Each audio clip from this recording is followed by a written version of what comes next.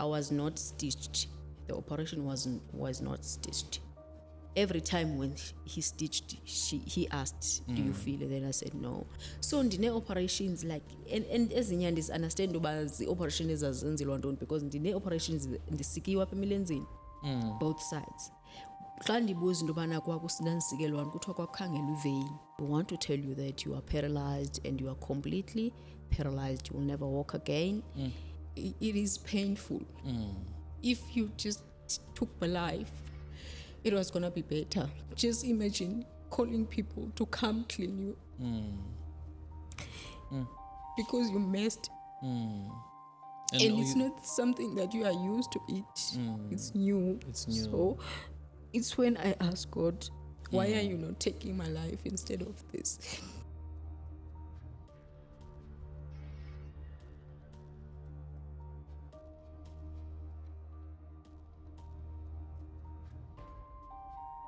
Hi guys, welcome back to the Hope Revolution podcast. My name is Mraro and I'll be your host for the day. The purpose of this podcast is to create a space where people can come through and share on their experiences. In that way, we, meaning me and you, are able to come in and see how we can assist them and enable them. And indeed, most of you are coming forward and saying, what can I do for this lady? Here's what I can do for this lady. Here's my contribution to society. I'd like to, help in one way or the other. The other objective of this podcast is so that you and I can actually look at the challenges that people are going through and be able to learn and use that as a learning point to say, how can we navigate the situation when it happens to us? So please don't hesitate to comment in the comment sections. And when you do comment, please provide the solutions, provide your perspective. Tell us how we can navigate whatever challenge that we're putting through to you today. Thank you so much once again for, creating or making this platform what it's becoming, because through your support, through your likes and shares, we are actually, almost at 60,000 subscribers as of now. So we really just, would like to give a thumbs up to you and say you're doing well. We're really appreciative of all that you're doing for us. So today we've got someone who saw it necessary that they should come through to the platform and also share their story. Hi, Sisi, how are you? I'm fine, thank you. How are you? I'm doing well. Usisi ubani? My name is Akona Hashibi. Okay. I'm original from Engcobo in Eastern Cape. Okay. In the small village called Ezamasa. Ezamasa? Yes. Okay. Did you grow up there? Yes, I grew up there. Okay. That's very interesting. When you say small village, I get very fascinated. Yeah, it is really small village. Yeah, I get fascinated because I grew up in Joburg, so I can't quite picture, coming from a small village. But yeah, I guess we'll talk about it a little bit more. Okay. Without wasting time, I wanted to jump into why or what brings you here today as well. Maybe if you can give me a highlight in terms of what happened. Okay, a few weeks or 2 weeks ago, I posted on Facebook, and I was asking for people to help me post my story of how I ended up in a wheelchair. So people suggested that I must come here and tell my story. Okay, that is why I'm here today. Okay. I'm here to share that story. All right, I'd like to hear it. Okay. So this is a long story, but I will try to cut it. Okay. I grew up in a problem, your bleeder, nose bleeding. Okay. So yaqhubeka till I was in high school. Then still it was happening. Then my mom took me to a private doctor, and the doctor said ubona a cyst. Okay. Which is something like a stone. I'm not sure what is it. Ubona a cystic with kidney. Then she transferred me to hospital. Then I went to a public hospital. Then I went there. The doctors couldn't find anything. Okay. So it was like that every time. This was happening every time. Then when I was in high school, when I was doing grade 12, I went to church. I did izinto zesiXhosa to help this, but ibingancedeki. Then in 2010 I got sick. Then that's why esibhedlele eFrey in the Eastern Cape. Then I was admitted there for 2 months. Then but they couldn't find anything. Then they discharged me. They told me to come back in May so that they can do the scans. Okay.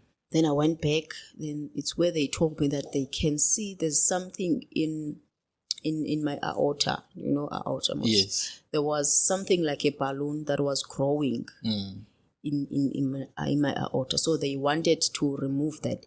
The reason why they wanted to remove it, the blood was not moving through the body. It was only ibingena kule nto engathi balloon. So ibikhula, it was growing, then igazi ke ngoku lizochitheka after that. So they decided intobana maban transfer for operation in Cape Town. It was 2010, around May when they saw this. Then they transferred me to Cape Town 16th of June 2010. Okay. Then I went there. There was nothing else. It was only this problem. They did their checks in Eastern Cape and there was nothing else. It was only this problem. Then they transferred me to Grooteskill Hospital. Okay. And the 16th of June, then I went there. They did their tests. Everything was fine. The problem was only this problem. Okay. But unfortunately, they didn't have a bed in ICU to do operation that time, like that month of June. Okay. So they told me that they would find a date, they will check a date, and they will squeeze me on that date. Okay. They did give me a date, but it was postponed because still there were no beds. Then the final date was on the 29th of July, 2010. Then I went home. I came back on the 25th of July. You couldn't even say that I'm sick. Okay. I was fine. Everything was fine. I was walking because I was playing in netball. Okay. The same year, I was nominated to the Love Life. There was a Love Life games that way. So I was nominated there to play for Love Life. So I went back on the 25th since the operation was on the 29th. Then I went back. I was fine. Everything was fine. They did again their test. Everything was fine. Then I did sign the consent form. On the consent form, there was nothing that that they said there's a possibility of this. You cannot walk. There's a possibility of back pains or anything. The only thing that they told me that you might not wake up from the operation. Okay. Because this is a big operation and this is the first time we're doing this operation. Okay, so this is still the operation to remove the... Yes, to remove the aorta. They will do a transplant, they said so. When I asked what are they going to put, they said they will put something like a plastic thing to replace. Okay, an artificial version of... Yeah, artificial, yes. So that was the only thing that I signed for in the consent form. There was nothing else. On the 29th, I wake up. I prepared myself to go. The last time I walked, it was when I was walking to the bathroom to have my little prayer because I was going to the operation. Then I came back. I went to the operation. The doctor that put me to sleep, I can't announce that name. Okay. Yes, the doctor did put the injection. I was fine after that still. Then I went to theatre. When I got there, I could see that there was student doctors. It was full of student doctors. The reason why I knew that the students, they were treating me while I was still in the ward before the operation. Okay. They were treating me. So I knew that it was student doctors. Were there no professional doctors? Yeah, no, there was professional doctors. There was, but with students. All right. Yes, then after that, I don't know what happened. Then I wake up on the 2nd of August. Okay. Then so you went to sleep when? Sorry? You went to sleep when? When was the operation? 29. On the 29th? Around 9 o'clock. Okay. Yes. Then I wake up on the 2nd. When I wake up, I couldn't turn myself. I couldn't even lift my arms. I could only turn my neck. Okay.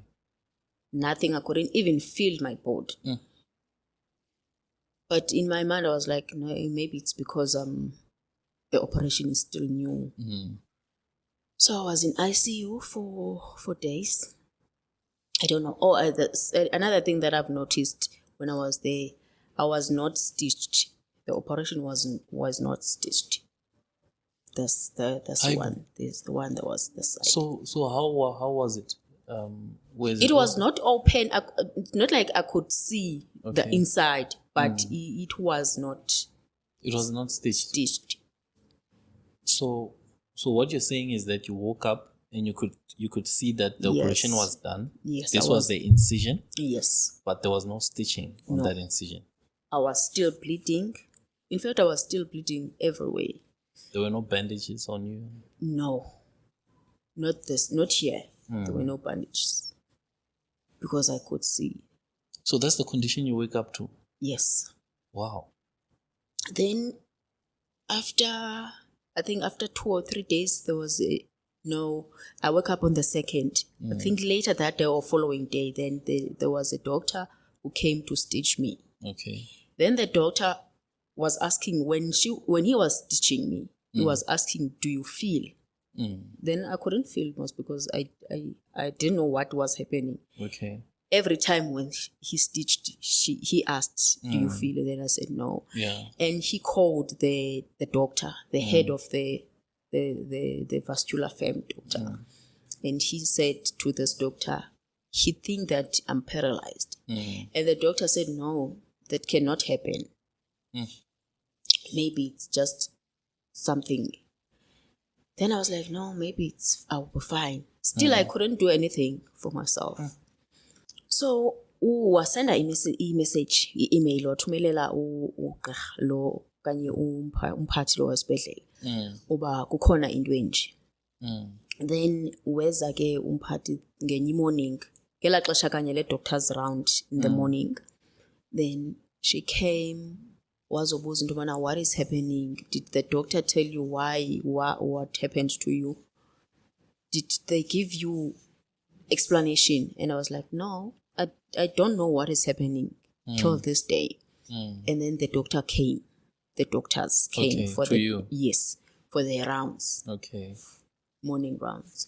Then she was sitting there, and one of the doctors asked her, "Are you related?" This lady is a white lady. Okay. One of the doctors asked, "Are you related to Miss Ashibi?" And I was like, in my mind, how am I related with a white With a white person? lady. White lady. Yeah. And the lady said, yes, I am related. Okay. Okay, then she went, she said, I'll come back later. I'll come back talk to you later. Then the doctors followed her when she was going. Then they followed her. I don't know if they were following her or they were going to their office to discuss whatever they wanted to discuss. But they came back to me to tell me that we want to tell you that you are paralyzed and you are completely paralyzed. You will never walk again. You will never do anything with your legs again. And I was like, okay.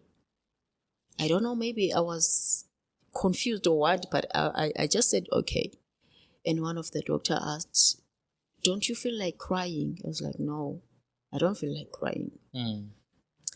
And he said that now we understand that you will never be the same person. You will not play the netball.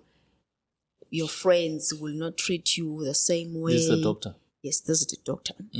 Your friends will not treat you the same way, and you will not feel the same way. And it's like, okay, but you can tell me something positive. Like, tell me about my life. Don't tell me about the friends, that the friends will not like me or anything. Just tell me something positive. Yeah. And then that was it for that day. Then they left. Then I felt like I didn't think that this is Permanent. the life situation. I was like, no, maybe it's because in my mind it was because the operation is still new. Even though the doctors told me that this is a permanent situation, you will be like this forever. Then I think after 3 or 4 days they came back. No, they do come back every day. Okay. But after 2 or 3 days, they came back and tell me that we need to discharge you. You need to go home. we will send you to one of Eastern Cape hospitals. And I was like, you are discharging me. You said I'm paralyzed permanent. How are you going to discharge me? I don't have wheelchair. I can't do anything for myself. I'm still bleeding. How are you discharging me? Then they said, no, we will send you to hospital. So that hospital will take care of you. Okay. Then I asked the nurse to call my social worker. She came and they told her that they're discharging me. They're sending me home. Then she didn't want to agree with them. She didn't agree with them. She said, no, they're supposed to send you to rehab. Okay. So that you can learn how to mobilize, how to move your wheelchair, how to push yourself and all that. And we don't have those hospitals, those rehabs in Eastern Cape. Then if they're sending you to Eastern Cape, they're sending you to who in Eastern Cape? I said, they said, but they will send I said Dominic's. And he said Dominic's is a private hospital. I'll have to pay if they send me to, and who's gonna pay for that? Then she spoke with them and she told them that they must transfer me to one of the rehabs in the Western Cape. Okay. Then they did that. It's like they wanted to babefuna ndihambe ndingabikho nje around them. Just to get you out of their back in to after she told them, they didn't even take time to think about that. Everything was done like quickly. They said, we're sending you to this hospital now and all that. And the social worker asked them, now that you said she's permanently disabled, can you do a disability grant for her? And they said, no. The hospital that she's going to, they will do everything. She said, no, you cannot do that. You cannot say that. This is the hospital that she did the operation from. Then you guys need to do everything. Yeah, they didn't want to. Then I went to the rehab.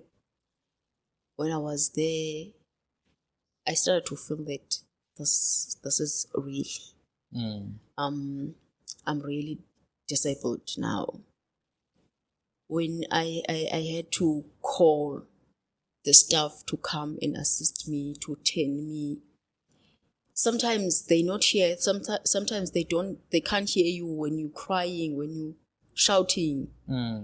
And I felt like, So this is now the hospital and not the rehab facility? The rehab, yes. So you went to the rehab facility? I went to the rehab. All right. It's where I was taught how to dress myself, how to push a wheelchair and all that. Okay.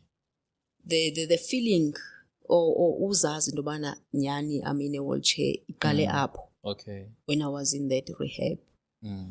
Because I was trying, but it was very hard. It was difficult. It was difficult to a point that sometimes I used to ask God, Ndubana, why didn't you just take my life?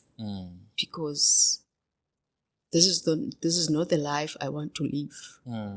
It is painful. If you just took my life, it was gonna be better. For you to not go through all this. I couldn't feel anything. From the waist down, I couldn't feel anything. Just imagine calling people to come clean you. Because you messed. And it's not something that you are used to eat. It's new. So it's when I ask God, why are you not taking my life instead of this? When I was there, I have a friend, Mama Wayo, came to visit me. Okay. And then, there's a lawyer in Cape Town. Okay. So, ucinga into yobana mandisushe esibhedlele. So we tried again. We called this guy. He's a white guy from Cape Town. We called him to ask for uncedo. Then he said, no, I will do everything, it's fine. Then wafuna files. Okay. But how can he get files? Then ndamreferisha for uba makayizithathe esibhedlele. Then first time as a requester, when he requested the files, they said they cannot find my file in the hospital. They couldn't locate your file? Yes, my file was lost. And then I was worried. And he said, no, it's fine. I will get something because there must be something in computers. Like, there must be something. Yeah. Then I said, okay, it's fine. He was quiet. Then I went for a checkup in the same hospital, that Groote Schuur hospital. Okay. I went for a checkup. When I got there, the file, they couldn't find my file. So they had to do a duplicate file for me. So what does that mean? Are they recreating the file as it was? Are they creating a new one? No, a new one. No. Okay. They're creating a new one. When I asked where is the file, no one knew where was the file. Okay. Then I think it was around October when I went there. Then the lawyer was doing the case, I think. So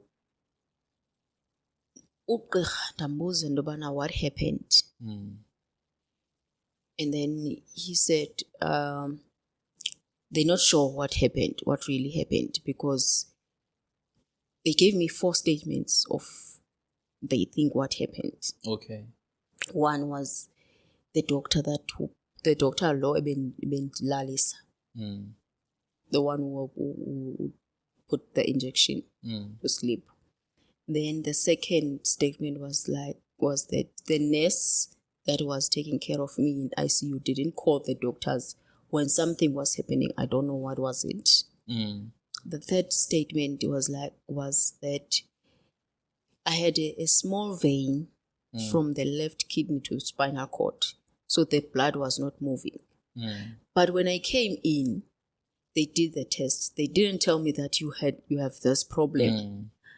The fourth one, they said it was a nature of the operation. A what?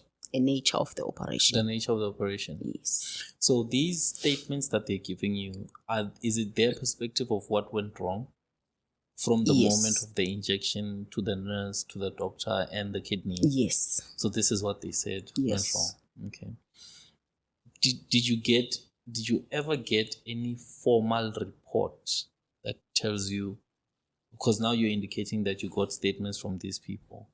Were those statements in the form of a formal report that's conclusive, or were they verbal statements? How were they? No, it was verbal statements. Okay.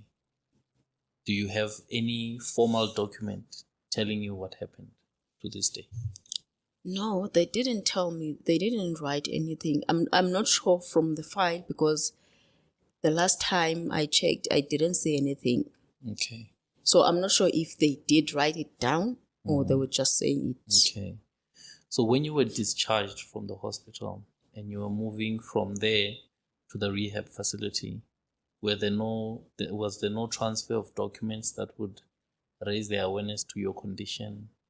What was sent with you there? Yeah, there was a transfer letter. It was only the transfer letter. There were no documents, like the folder. But the whole folder. Okay. The folder was there in hospital. Because I know from my knowledge, when I go to hospital or clinic, I'll always come back with a file. With your file. Indicating what happened. Sometimes there would be a sick letter in there and some other report. No, they did write something to that rehab. Okay. But I didn't go with my file. The file, if that's what you're asking. Yeah, which is supposed to document what happened specifically. Okay, you can continue. So, the lawyer, he said he was doing the case. Then I came back. Oh no, before I came back, I had a problem. I don't know what was it. I can't remember what was it. Then I was sent for kidney checkups Okay. again. Then when I came back from that, the doctor came to tell me that you have your left kidney is failing. Mhm. I'm still bleeding. The operation is still new. And we will have to operate on that.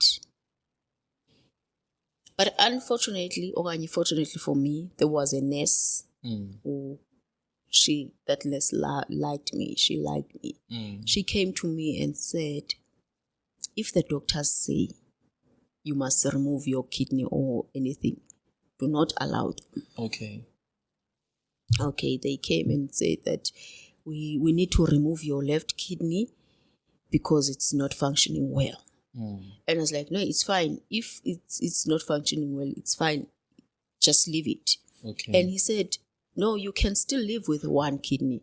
And I said, if that's the case, then I can still live with one kidney, both of them. Yeah. So there's no reason for me to do an operation. Yeah. Did the nurse explain why she was saying that you shouldn't keep it up? Yes, she did. Because she told me that there was a lady, she did the same operation. Remember, they said to me, this is the first time we're doing this operation. But later on, they told me that there was a lady that did the same operation. It is not the first time. But before, they said it's the first time. Okay. So this nurse told me that there was a lady who was doing the same operation, and she couldn't walk, I think for a month, 2 or 3 months, I don't know.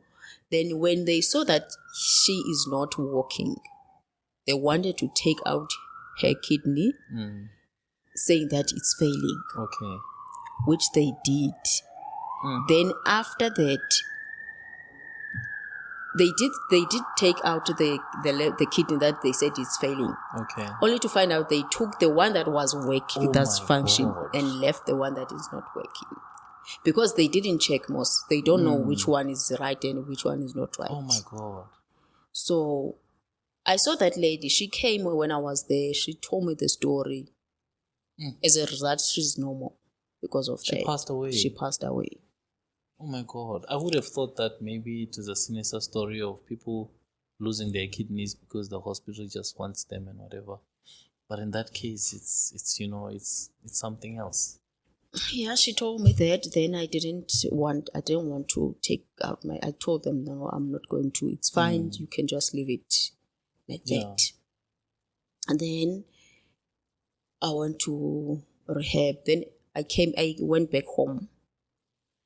The lawyer did not even inform me what is happening, anything. Okay. I used to call or do follow-ups.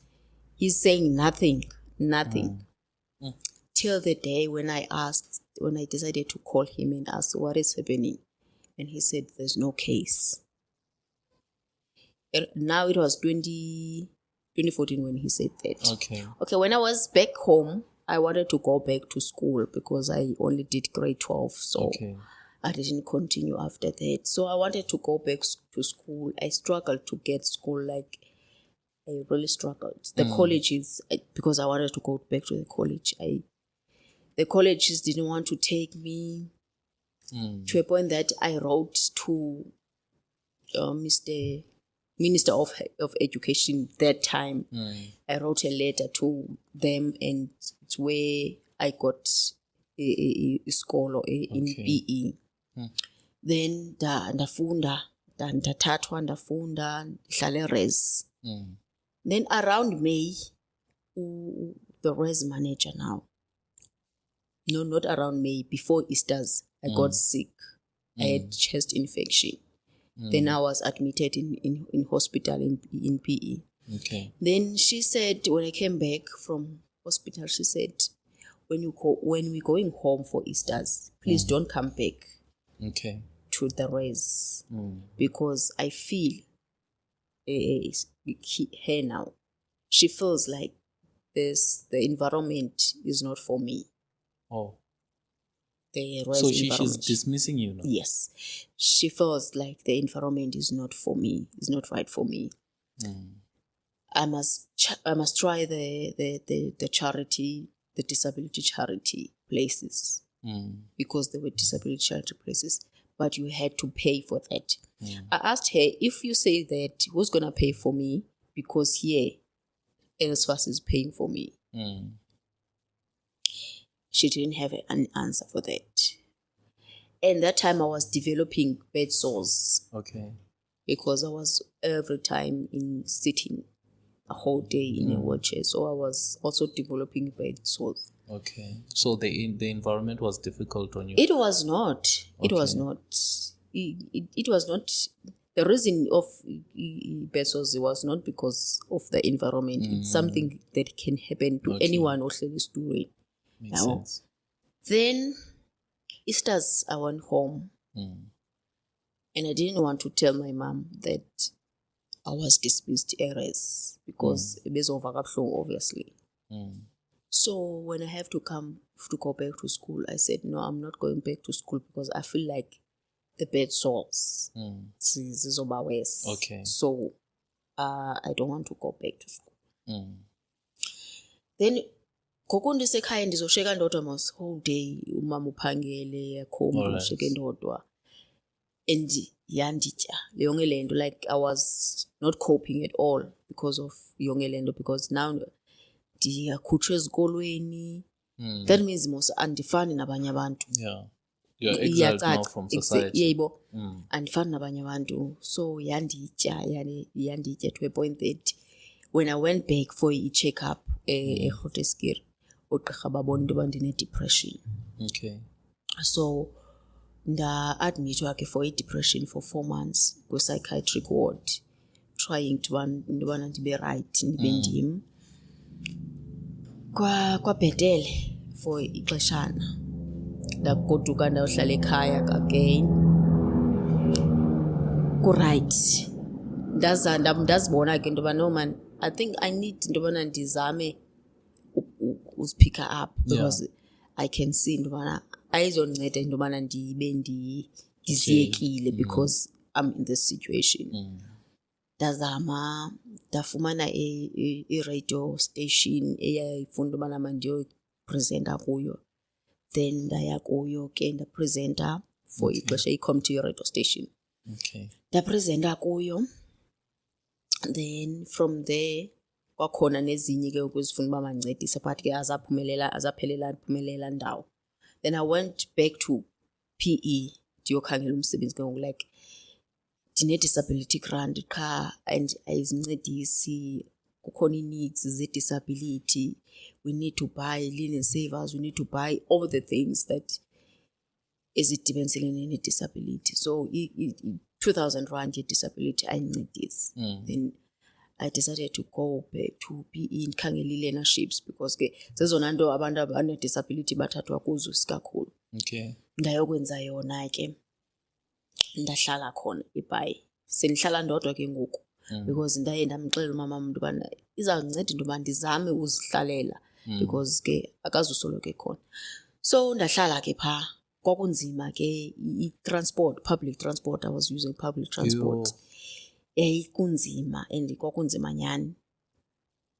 Ufumanisa into yobana abantu kunzima ukunceda, xa i-peak hour bafuna ukuthatha. I can imagine. Yonke loo nto leyo, but ke ndahlala kunjalo, ndasebenza.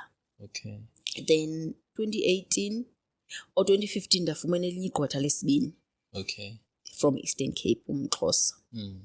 Wangathi willing uba uzoyenza i-case nyani.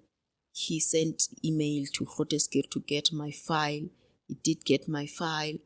And he got the duplicate file? No, they did find the file. Oh, they found it? Yes, they did find the file. The file. It was with one of the doctors in his office. Then we didn't know why. We didn't ask why. Then he said he will do the case. He did send and get the information, everything. In 2015 now. So he did that. We went back to a checkup, no mama, again, where she wanted to ask the doctor what happened to my child. And the doctor asked her to talk to him alone, not to without you, without me. Yes. Then I don't know what happened there. Then So to be clear, the doctor is talking to the lawyer or to your mother? To my mother. To your mother? Yeah, my mother asked him what happened to me. Okay. So he wanted to talk to my mother without me. Without you? Yes. Then 2015, the lawyer did the case. 2015, he did all that he wanted to do. 2018, he took me to, I think it was early 2018. Yeah. He took me to a specialist doctor in Durban. Okay. Then we came back. He said he did get the results. The results are positive, but he's not happy with the results. It was around early. I think it was before Easter's. Yeah. So it's the results that pertain to what led to you being paralyzed? Yes. Okay. They're positive, but he is not happy. And he wanted to get another doctor to confirm or whatever. But the doctor that he got from East London said, no, I cannot do this case. It is big for me to do it. Okay. Then now I was waiting for him to come back to me and say that I did get the doctor and all that. He was quiet. Nothing. Till I called him. And when I called, he was angry and said that I'm busy, I'll call you back when I get time, I get chance. So the mood changed now from him being open and ready to help, yes, to him being cold and reserved. Yes. Okay. So I waited for him to come back to me and tell me what is happening. He was still quiet. Then I called him again and he just said there was no case. How I'm saying there's no case. I didn't have a chance to ask why there's no case, what is happening. He just said there's no case. Then I think that affected my mom also. It was around Easter's or after Easter's. Then around May, my mom passed away. Okay, so sorry to hear that. Then now it was very difficult. Everything was very difficult. I couldn't move. I couldn't do anything because now I felt alone. Yeah. Where you were staying with your mom, was it only the two of you? No, it was not only the two. I have a sister. Okay. And the cousins. It was 4 of us. But they are younger than me. Did your mom ever tell you about the conversation that she had with the people at the hospital when you were not supposed to be there? He never said anything. She never said anything till I find it myself. Okay. She wrote a letter. I found the letter after she passed. Okay. She wrote a letter. I don't know if she was writing a letter to social worker or who, but I found the letter that the doctor said if a theater, whatever they were discussing in that consultant room, uzomsuwisha. The doctor now. Okay. Izomsuwisha umama. If she discuss or tell anyone. So that's what was in the letter? Yes. But she didn't specifically quote what the discussion was? No. She did not say anything. Okay. So, ndahlala nabantwana. After mama eswelekile, ndahlala nabantwana kunzima. Siphila nge-disability grant. Kunzima nje. But bafunda baqeba. Then ndasala ndodwa endlini. Bahamba ndashiyeka ndodwa endlini. Sinalo ikhaya eseNgcobo Mewe nje mama nditshilo. This is Queenstown now esihlala kuyo ngoku because umama wathenga indlu eQueenstown. Okay. So eNgcobo kusekhaya esigodukela kulo when sifuna ukwenza kufuneke kwenziwe izinto anything. Yebo. Okay. So sihlala eKomani. Ndahlala ke ndodwa ixesha elininzi. Ndahlala ndodwa till 2023. I-case bekuthiwa ayikho mos wathi kwetha ayikho i-case. So ndamane ndibhala ke ndibhalela ezi departments no premier base-Eastern Cape yonke loo nto but akho nto ide yenzeke. ndahlala. So 2023 ndadini, ndaziva uba ndidiniwe. Andizazi uba ndiphilelani. Okay. Andisabona ubomi uba why ndiphila.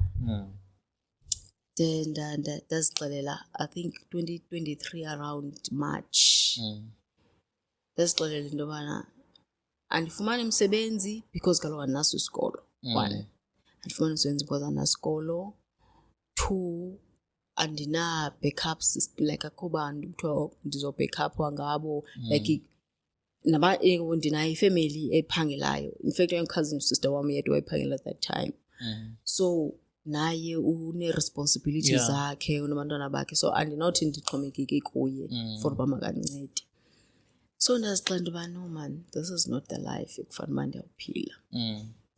Ngcono ndivele thatha ubomi bam because akho mandi. Bona laa nto komba uyaphila nje, but every day you are stressed, every day you are crying. And you are crying for help ongakwazi ufumana because akho ndawo oncedakala kuyo. Then I decided into yobana ngcono ndithatha ubomi bam. Okay. But andiyanowenza uthi kwakuyilakwayo kwakulilishwa. Then there was umntu owandifowunelayo the day wathi ubana ufuna ndize eJoburg for i-conference yabantu abanedisability. I refused. And he said, no, I'm not asking you, but I'm telling you, you are going. And I was like, no, I cannot. I don't want to go. And he said, you are going. And what Boka and wenza yonke into, what you are going to Joburg. Okay. Then I was like, okay, maybe funeke kungenzekanga le nto. Let me go to Joburg. I came to Joburg for that. Then I went back home. When I got home, I received a call from Cape Town. There was an agent, the modeling agent, that wanted me to work with them. They called me that I should go to Cape Town for a shoot. Okay.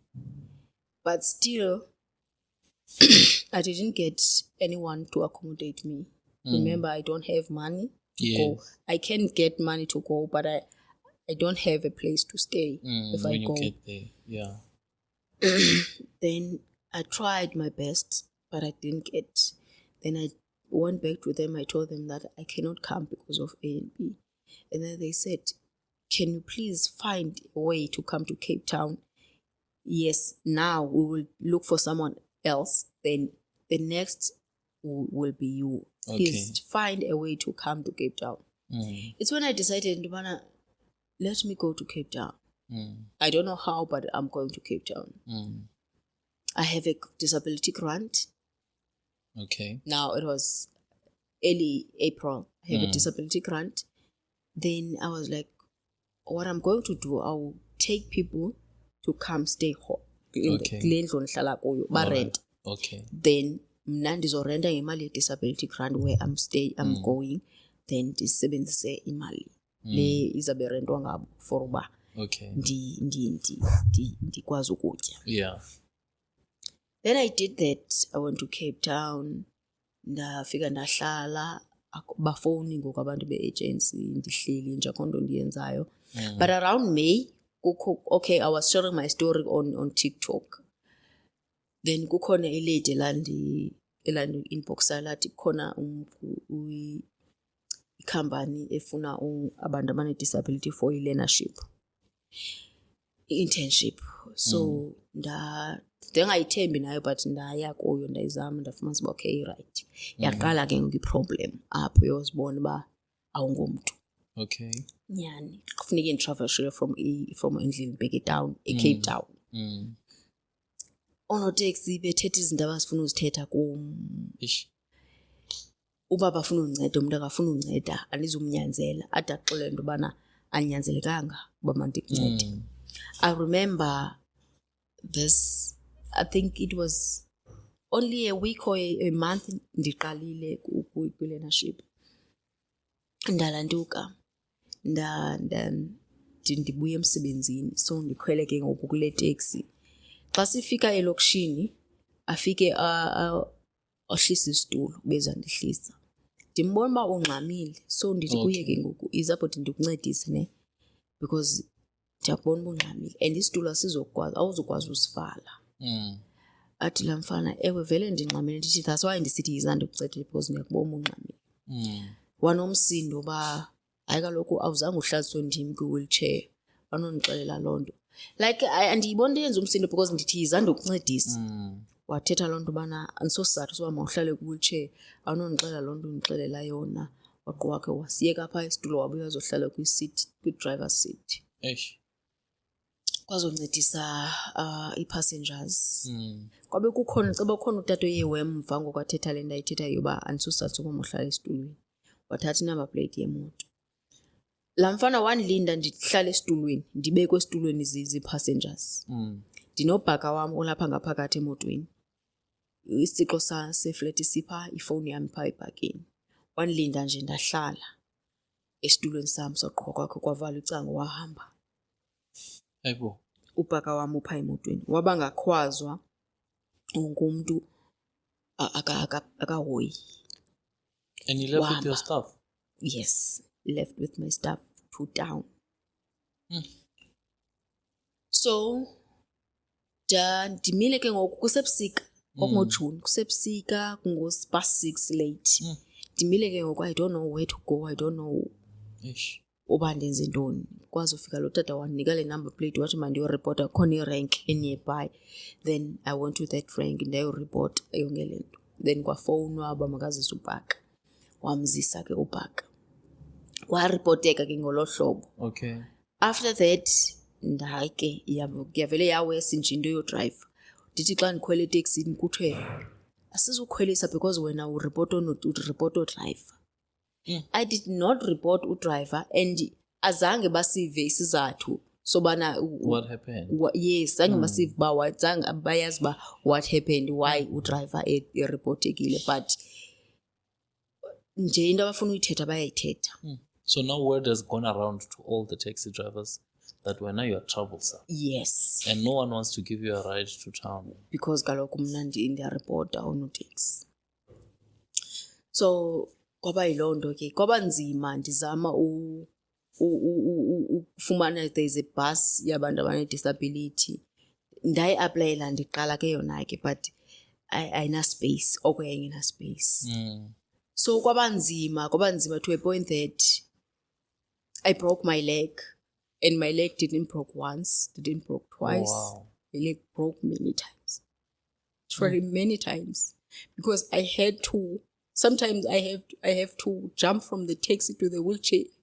Because there's and no one who wants to help me. I'm so sorry. They don't want to help me. Then I have to jump.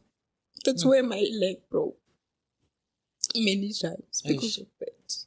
So sorry to hear that. And all through this, you're trying to sustain yourself. And, exactly. You know. Exactly, because I can't live with a disability grant. You want to be like other people as well, and make a living.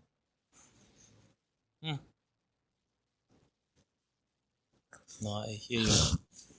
I tried to write letter to Western Cape government, my city, but there was no response.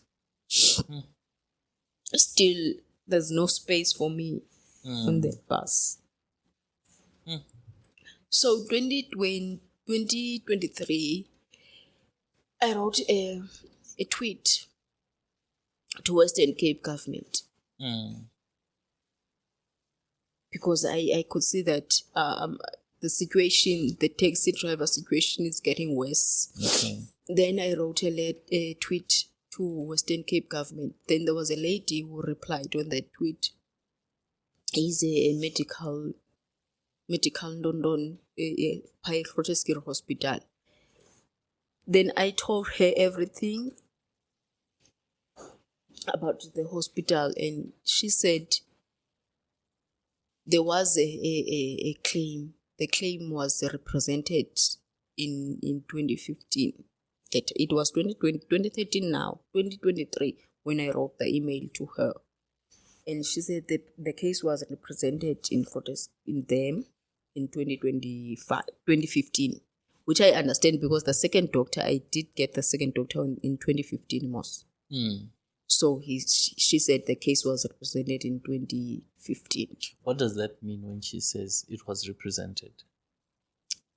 I think kuba yayifakiwe or Okay. I don't know. Okay. Ndaye ndacinga into yobana utsho njalo into yobana ikhona icase eyayifakiwe. Ikhona icase eyayifakiwe kubo. So okay, watch into yobana she will investigate everything and come back to me within 27 days. 2023 now. Yaphela 27 days, she never came back to me. Yagoduka for December and I came back and I'm checkish and I'm sending an email. She never said anything. 2024 now. Whole year 2024. She didn't say anything. Till I wrote an email, I think weeks ago, 3 weeks or 2 weeks ago. Okay. I wrote an email. Sitsho into yobana ndiva kabuhlungu ndiyasokola. Where I work as an agent. Okay. Is a customer service agent. Kwi-company, a betting company. I work 10 hours. I have to sit 10 hours we shift only. Before the year we shift, funeka ndiprepare, funeka ndibe ne-2 hours mhlawumbi yopreparisha i-shift. So ndiyayihlala into more than 15 hours esitulweni on a daily. And ke ngoku ndiyawuva umzimba wami into yobana awusekho ngehlobo wawulilo. Yes, ndinje but umzimba ngoku nawo awusavakali awusavakali right. I appreciate umsebenzi wami kakhulu. Ndiyawu-appreciate because ndiyayazi into yobana ndikwazi nje uzenzela ezinye izinto. It's because umsebenzi.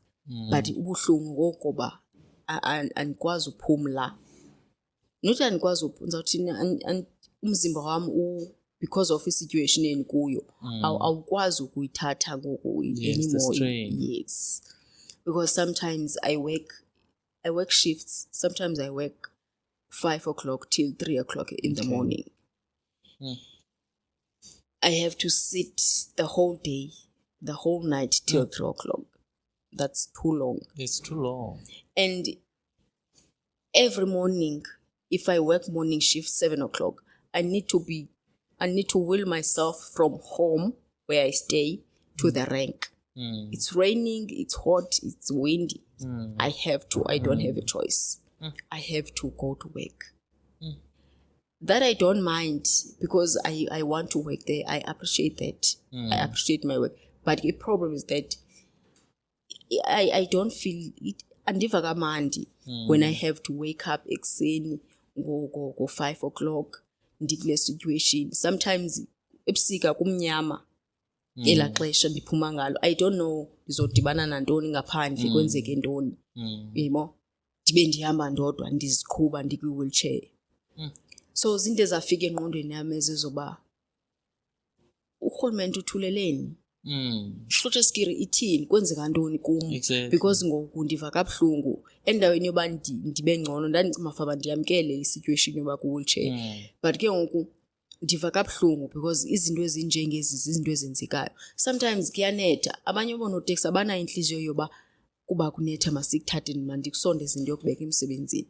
Funeke ndehlike ngoku kunethayo ndizihambele ndiyofika emsebenzini sendimanzi. And ke ngoku ndizofika ndisebenze still ndide ndomele apha kum ndigule ke ngoku. Yebo. And into ayenza kangakayi-1 into eyenzeke kaninzi because kuyanetha Cape Town. So into ebangele into yobana mandiye ku-Facebook loo nto leyo ndiyocela uncedo. Another thing is that i-operation endiyenze i-operation twice. Okay. Ngela xesha bendisenza i-operation ndaxelelwa into yobana every 5 years funeke siyitshekishe i-implant le. Siyijonge uba ithini into yayo. So 2019 ndaye ndagula kwakhona. Then bathi babona i-clot esiswini. Kodwa kune-clot ekhoyo esiswini. Yenziwe into bana le nto bayifakileyo iyavusa. Oh my. So I have to go back for another operation. Eish. Beyenze enye operation to remove the blood clot. Blood clot, then baphinde balungise lento. So ndine operations like and ezinye understand uba zi-operation ezazenzelwa ntoni because ndine operations ndisikiwe apha emilenzeni both sides.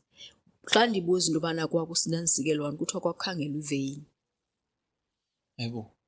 Was this the first time you went? Or was this? Yes, the first time I went for operation. Okay. Ndavuka ndisikiwe nalapha emilenzeni. Then xa ndibuza kwathiwa bekukhangelwa ivein. So into endingazange ndiyixelelwe futhi naleyo kwi-consent form into yobana singakusika nandawoni na sibe sikhangela into ethile zange ithethwe loo nto leyo kum. Ndavuka ndisikiwe qha. You know, when you talk, it really just baffles me. Like, I'm so shocked by what you're saying. I thought you were saying, Guti, you woke up from the operation that was done to replace, a failure of your aorta with an implant that would assist with that issue that you were having. And then your legs were okay, but they didn't work. But now when you say, Guti, you woke up with marks indicating that there were incisions on your legs, whereas you had actually gone for an operation that had to do with your heart. With my heart, yeah. And, well, maybe there's a medical explanation to that, but where is it? Which begs the question to say, Guti, what more was done, right? There's so many unanswered questions now as to what was happening, such that you would go to my legs because I didn't come for the feet. I came for my heart. What else was done that I didn't know? Yes. So I was gonna ask you, how has this affected you? But you've literally gone into detail with that, Yeah, it does. It does. Like now, last month I was moving from the flat I was staying before because there was a leak. Even there, it was not friendly. The flats are not accessible, wheelchair friendly, because they are not built for that, for people with disability. Okay. Now, I was looking for a flat.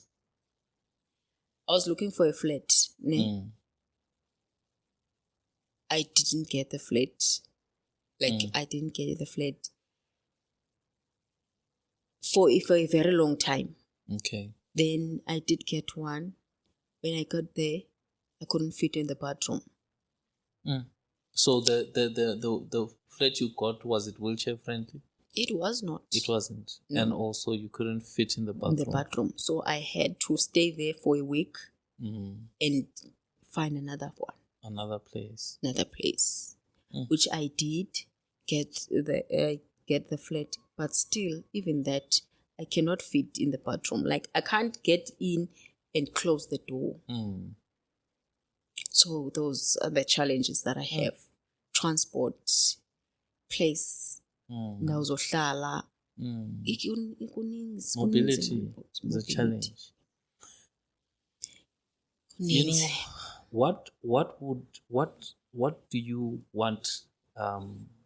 What do you need at this? If someone was saying, I'm coming to help this lady, what would you like them to assist you with?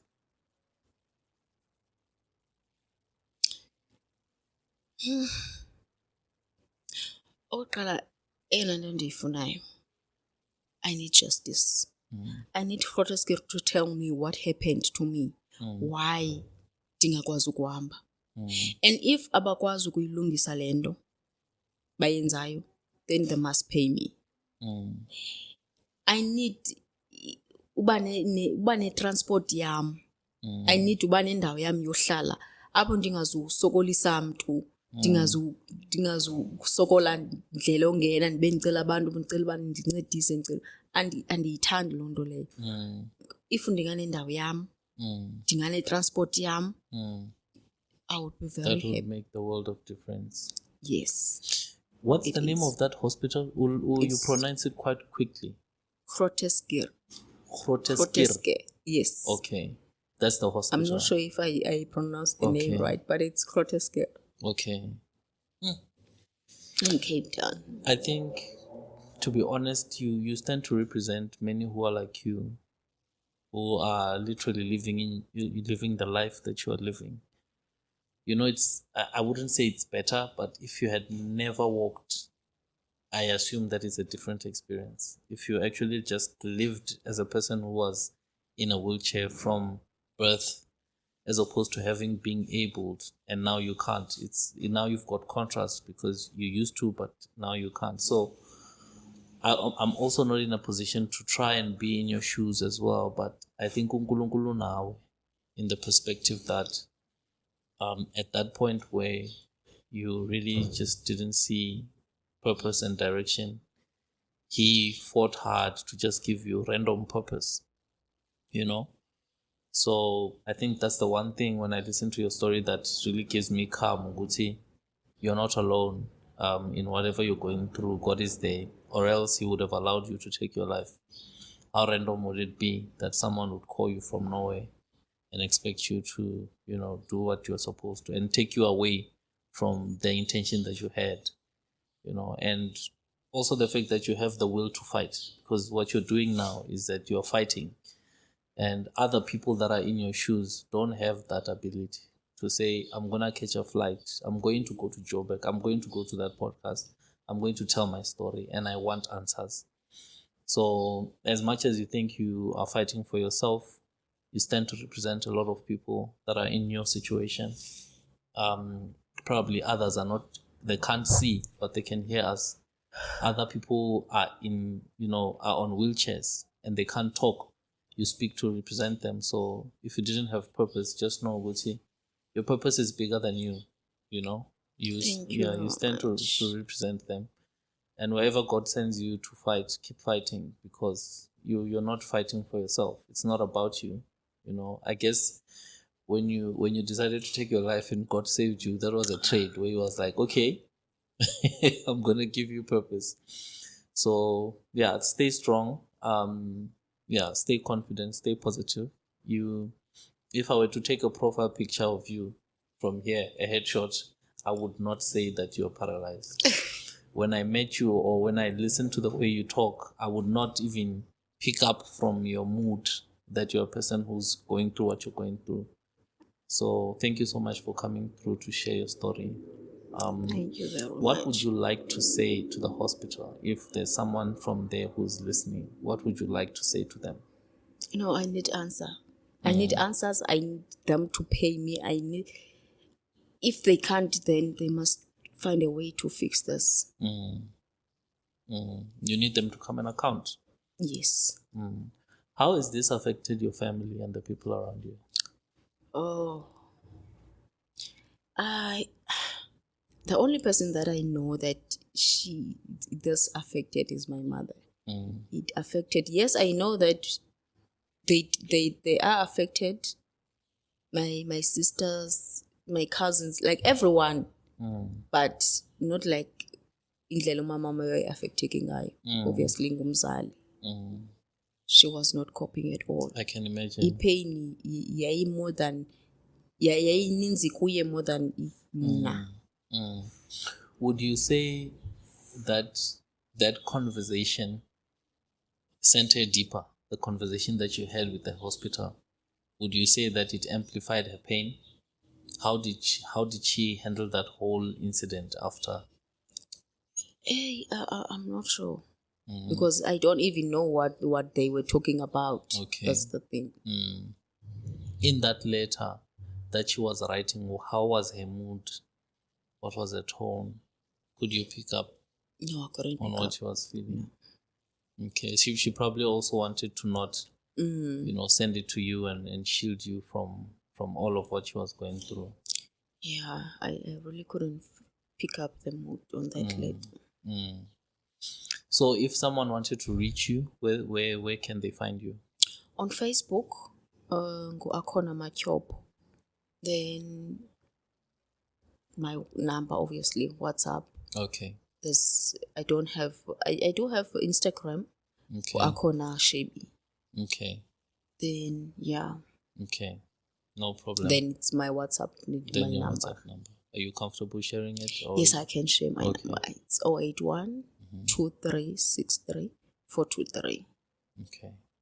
081 2363 423. Okay. No, thank you so much for coming through and sharing your story.